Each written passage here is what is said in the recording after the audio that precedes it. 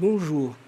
Mon invité aujourd'hui est Mojib Zinabou, qui est béninois et qui vient d'écrire un essai remarqué qui s'appelle «L'Afrique renégate». Et notamment, il est dans son passé de son parcours professionnel, il était un haut fonctionnaire des Nations Unies. Très souvent, il était sur le terrain et un homme d'action, notamment dans des structures comme le MONUSCO et comme le HCR. Bonjour. Bonjour, bonjour. En réalité, votre expérience de terrain vous a d'abord plongé dans ce qu'on appelle les urgences africaines en termes de crise. Oui. Qu'est-ce que cela vous a appris? Déjà, les crises humanitaires qui malheureusement s'étirent dans le temps et les crises politiques. Je peux dire que la première partie de mon parcours professionnel au sein des Nations Unies, c'était plutôt les crises humanitaires. Vous avez parlé du Haut Commissariat aux Nations Unies et d'autres théâtres.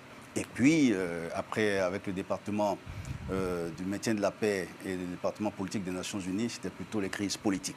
Et donc, ces deux espaces qui rythment un peu, qui cadencent la vie de notre continent, ça donne matière à penser, ça donne déjà beaucoup de vibrations en tant qu'Africains qui nous font voir que peut-être que le chemin ou les chemins, les voies que nous entreprenons, que nous empruntons, ne sont pas nécessairement celles qui pourraient nous amener à ce qu'on appelle, de façon générale, comme ça, le développement du continent. Et voilà, ça donne matière à réflexion. C'est-à-dire que vous avez raison, les réflexions que j'ai sont basées sur un vécu de près de 30 ans au sein de l'Organisation des Nations Unies. Ouais. C'est-à-dire que les problèmes de l'Afrique datent d'il y a 70 ans. C'est-à-dire qu'il y a des choses qui ont beaucoup changé, mais on est toujours dans le même... la crise de modèle. C'est-à-dire que l'Afrique a besoin d'un modèle qui est pour le moment introuvable, de son cheminement et de sa vision du monde. Oui, c'est aussi simple que de résumer ça en se disant que personne ne trouvera le modèle pour l'Afrique. Le modèle ou les modèles qui sont compatibles à l'Afrique seront trouvés par les Africains. Encore faut-il que les Africains ressentent, pas le besoin de se créer une voie, mais la nécessité extrême, ou la compréhension en tout cas, que les chemins que nous avons empruntés jusqu'ici ne sont pas nécessairement ce qui nous profite, ce qui nous profiterait, ce que nous profiterons. Et donc, il est plus que temps. Et quand je dis, moi, il est temps, je crois qu'il est important de souligner que sur le continent, il y a beaucoup d'initiatives. Sur le continent africain. Ce n'est pas vrai cette théorie, ces formules qu'on nous sert, comme quoi nous serons complètement apathiques. Ce n'est pas vrai. Il y a beaucoup d'initiatives. Je crois que le mérite en revient aux sociétés civiles, notamment, parce que la gouvernance politique est tellement orientée vers son propre écosystème qu'il n'y a pas encore de passerelle suffisamment forte entre les efforts, les initiatives qui sont faites et ceux qui sont les décideurs et qui devraient pour porter ça et en tout cas encadrer ça de façon à nous faire avancer. Mais bon, on doit être optimiste. Ouais. Est-ce que pour vous, la question du modèle de développement dans cette Afrique multiple, 54 États, une superficie considérable, un acteur important avec des ressources naturelles considérables. Mais aujourd'hui, on voit qu'on est à la case départ, même s'il y a eu quelques changements. Moi, je pense qu'on a même régressé. Je crois que l'espoir et l'espérance étaient plus vivaces il y a encore 50 ans que ce que nous vivons aujourd'hui. Il y a sans doute 1000 raisons à ça. Mais la constante, c'est que nous n'avons pas développé la capacité de gérer nos matières premières. Je crois que c'est aussi simple que ça. Parce que la souveraineté que nous proclamons à juste raison, il est essentiel, le point de départ c'est d'être souverain. Mais la souveraineté, elle est économique. Elle ne peut pas être politique ou se résumer à des slogans qui expriment plutôt notre frustration, notre aigreur, qui sont justifiés. Mais au-delà de ça, la prochaine question, c'est, très bien, nous avons raison, qu'est-ce que nous en faisons? La souveraineté économique, et tant qu'on n'aura pas trouvé les ressorts pour avoir des capacités d'exercer des économies autonomes, ou en tout cas des économies qui peuvent faire des décisions autonomes. Évidemment, tout ça, ça s'enclenche dans la marche du monde. Tant qu'on n'aura pas trouvé ces ressorts-là, eh bien, on n'est pas souverain en réalité. Et c'est ça le grand problème, nous ne sommes pas vraiment souverains. Faut-il passer par les institutions panafricaines ou régionales, ou il faut... comment faut-il prendre le problème? Par quel bout faut-il le prendre? Moi, je suis pour les institutions absolument, dans tous les cas. Ça veut dire qu'il faut reconnaître les difficultés. Et les difficultés des institutions, qu'elles soient sous-régionales, CEDEAO, qu'elles soient continentales, Union africaine, c'est des difficultés qui sont inhérentes au fait qu'elles sont des institutions supranationales. Il est certainement plus facile de gérer une institution nationale parce qu'elle n'a qu'un gouvernement, cette institution à laquelle elle devrait répondre, auquel elle devrait répondre, que des institutions supranationales.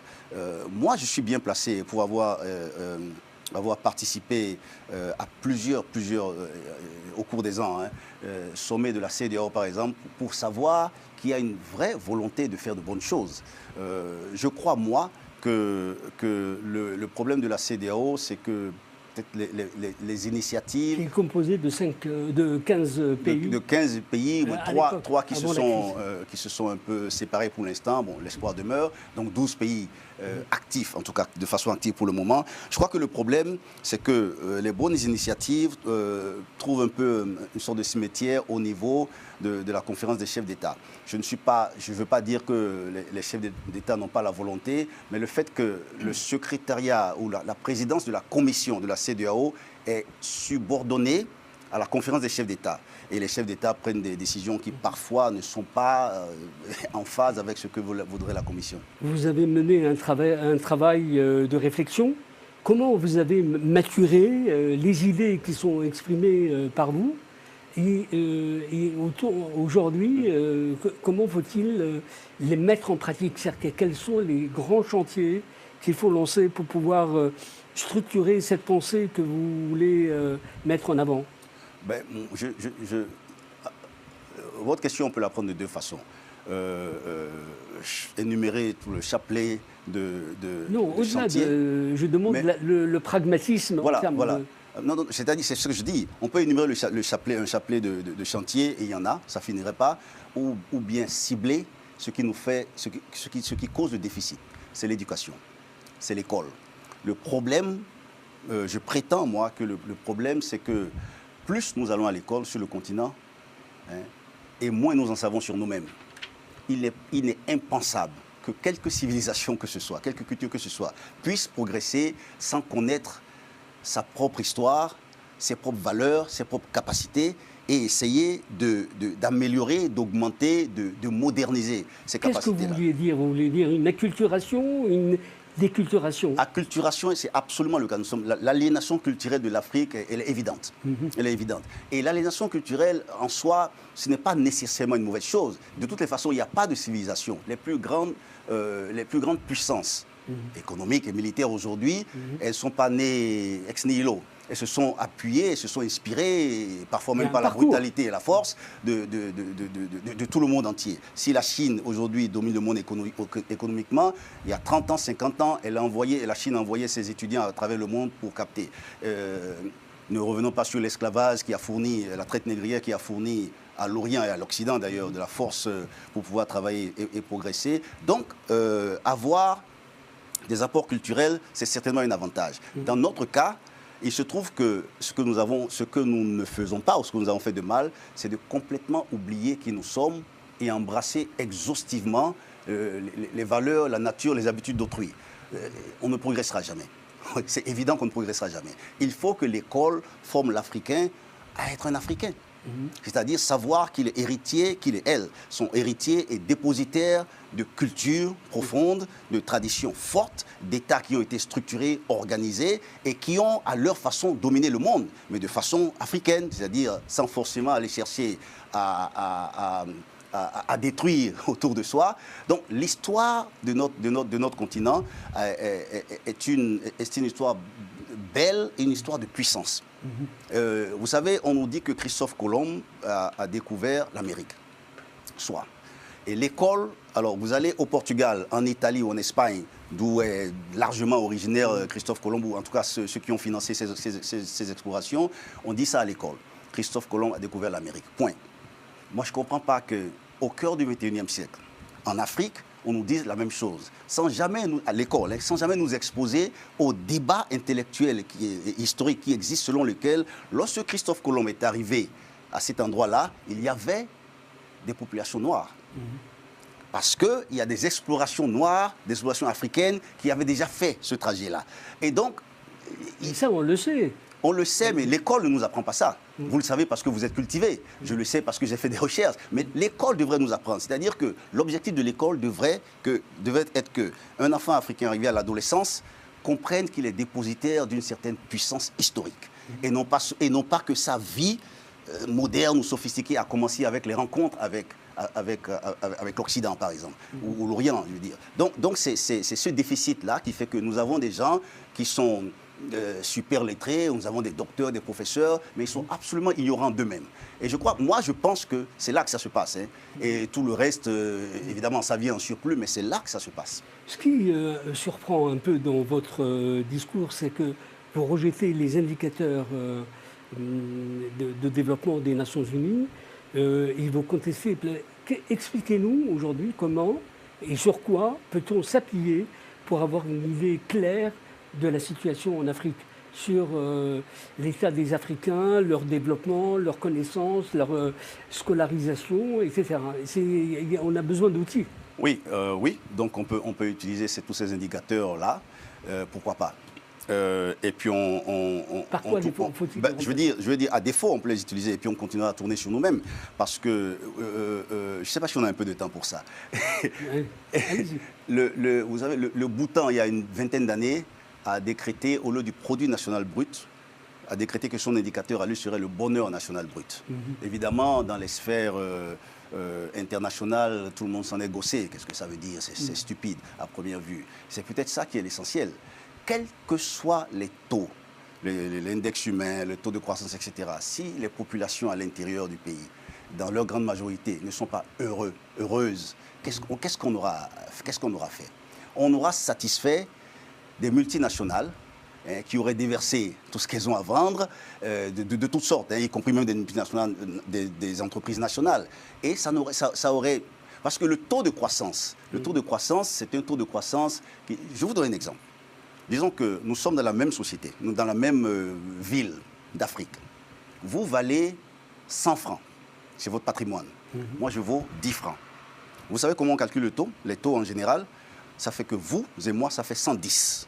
Et donc, la médiane, ça fait 55. Ça veut dire que nous valons donc 55 en tant que société. Mais 55, ça vous arrange vous, parce que vous êtes riche. Donc, ça veut donc dire que les produits qu'on apportera à acheter coûteront autour d'une valeur 55 qui vous permet d'acheter comme vous voudrez. Mais moi, ça vaudra 55. Or, mon patrimoine, c'est 10. Je ne peux pas. Donc, le taux est constant, mais la réalité est différente. Donc moi, je crois que c'est la justice sociale qui est l'indicateur réel, authentique et qui peut nous faire progresser. C'est la justice sociale. Si nos taux sont de 2%, c'est un exemple, hein, parce que les pourcentages, ça ne veut rien dire, ça dépend d'où on part. Si nos taux sont de 2% et que nos populations sont heureuses, lorsque les populations sont heureuses, mais c'est ça l'énergie qui est créative, c'est ça qui emmène les gens à créer. Et tant qu'on ne crée pas, dans tous les domaines, eh bien, on stagne et c'est bien ce qui nous arrive. Le réalisme nous conduit à prendre en compte de la réalité qui est en face de nous. C'est le contraire de ce que vous dites.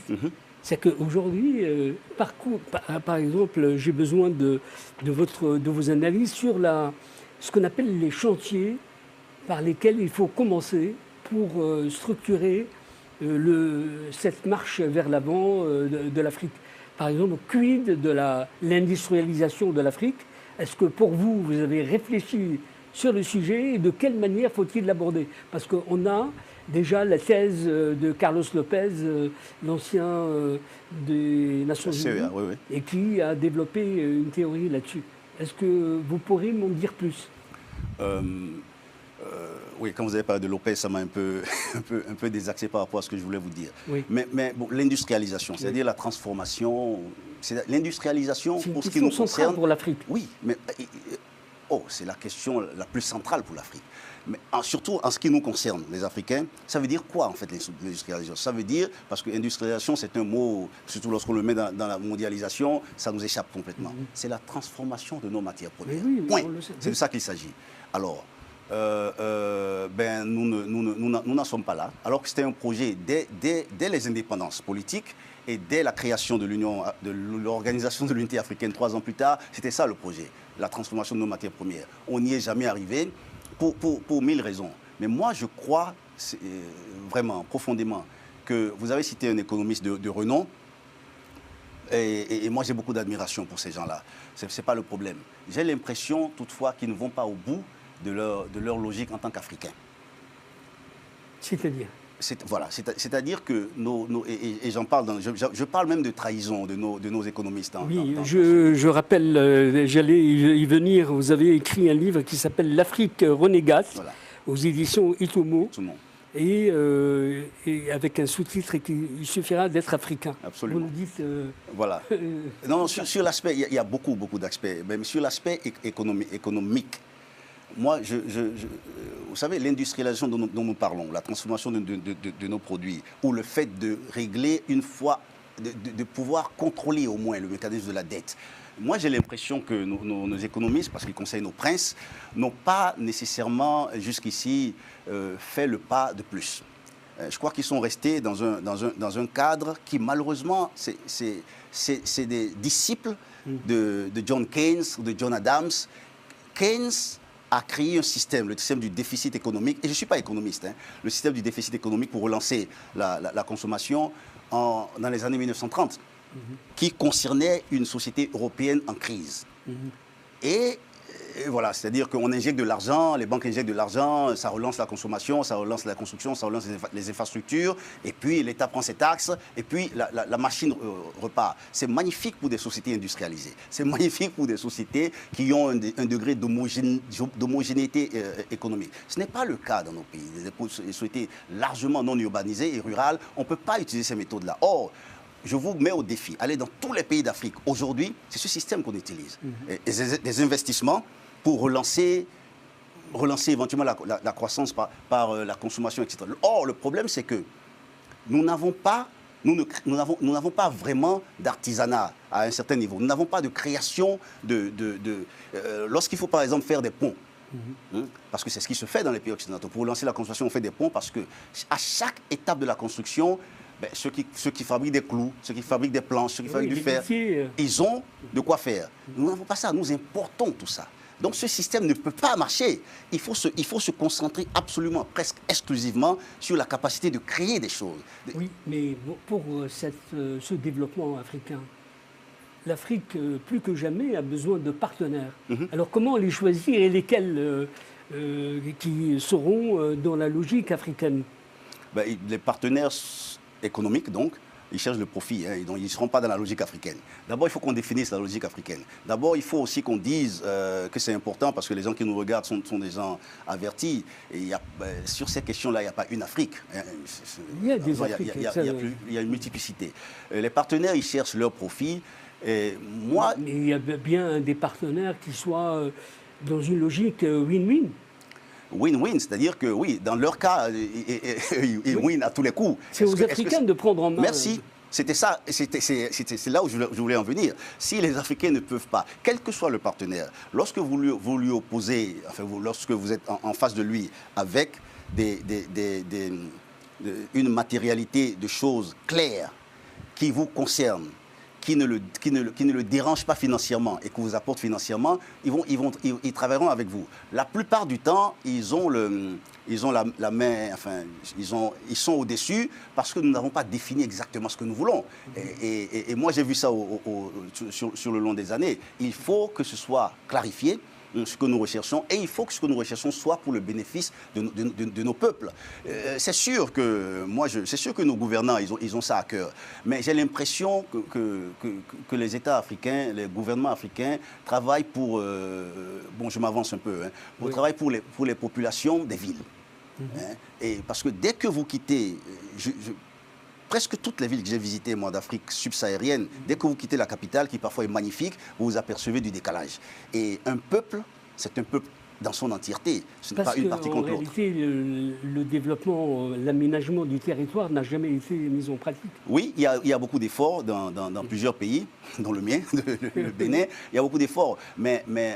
Et puis, même au niveau de la CEDEAO, il y a tous ces corridors qui sont en train d'être mis en marche et qui, malheureusement, sont financés de l'extérieur pour une grande partie. La BAD fait aussi beaucoup, encore que la BAD a encore beaucoup, à 40% de financement extérieur. Il y a beaucoup de contradictions. Certainement, l'argent étant le nerf de la guerre et que nous n'ayons pas à l'origine, ça fait que tout ce que nous faisons est un peu frelaté.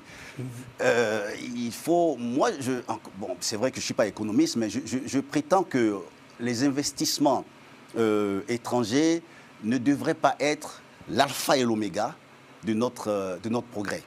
Ça ne devrait pas être l'alpha et l'oméga. Ça devrait être la substance que nous avons créée pour pouvoir avoir une vision pour avancer. Et l'investissement est une étape. Et pas, parce que j'ai vu, et vous savez sans doute, que le point de départ, c'est d'abord d'avoir de l'investissement. Et c'est après qu'on réfléchit comment... C'est d'abord les projets. Et après, décider pour les investissements. Oui, bah, moi, je peux vous dire par expérience que beaucoup de projets sont déterminés par les investisseurs. Voilà. Et je ne suis pas sûr que ce soit dans non, on a des modèles. Il y a un modèle chinois, un modèle indien.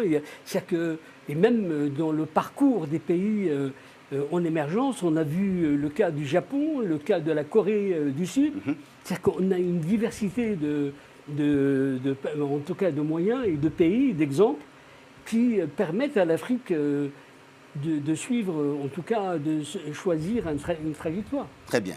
Vous avez cité la Chine, vous avez cité le Japon, la Corée du Sud et l'Inde. Vous allez dans ces pays-là, vous constatez que leur modernité est le fruit de la mise à jour de leur tradition. C'est ça. Alors, si on veut suivre leur modèle, ben c'est ce qu'il faut qu'on fasse, qu'on mette à jour nos traditions, nos habitudes, nos réalités. Moi, je ne demande pas qu'on reparte à l'âge de pierre, mais tous ces pays que vous avez cités, ces 4 pays spécifiquement, vous allez en Inde, vous voyez ou en Chine, vous avez une modernité extraordinaire, mais vous voyez bien que ça vient de ce qu'ils sont en réalité. Oui. Ce décalage que nous à notre corps défendant, nous avons, c'est quelque chose qu'il faut soigner. Il y a une dimension qui est liée à la biodiversité africaine en termes de population, de paysage et de langue. 2500 langues, et les langues vernaculaires, existent en Afrique, mais qui sont menacées par un rouleau compresseur d'uniformisation. Aujourd'hui, pour regarder cette Afrique-là et la fructifier, lui donner une ossature, c'est-à-dire qu'il faut, par un moyen ou un autre, réfléchir à une modalité. Deux points sur ça. D'abord, l'Union africaine a décrété il y a 5 ou 6 ans, je crois, que le Swahili pourrait être une langue qui rassemble tout le monde. Ouais, ce n'est pas une mauvaise chose. L'autre chose, c'est qu'il suffit d'avoir la volonté de le faire. Il suffit d'avoir la croyance que c'est utile et nécessaire, voire indispensable. Un pays comme le Nigeria, par exemple, qui est un grand pays par la taille et par autre chose, par la culture, etc., a décrété qu'il y a 4 grands ensembles linguistiques. Alors, si vous êtes Hausa et que vous allez à l'école dans un milieu Yoruba, eh bien, vous apprenez Yoruba à l'école.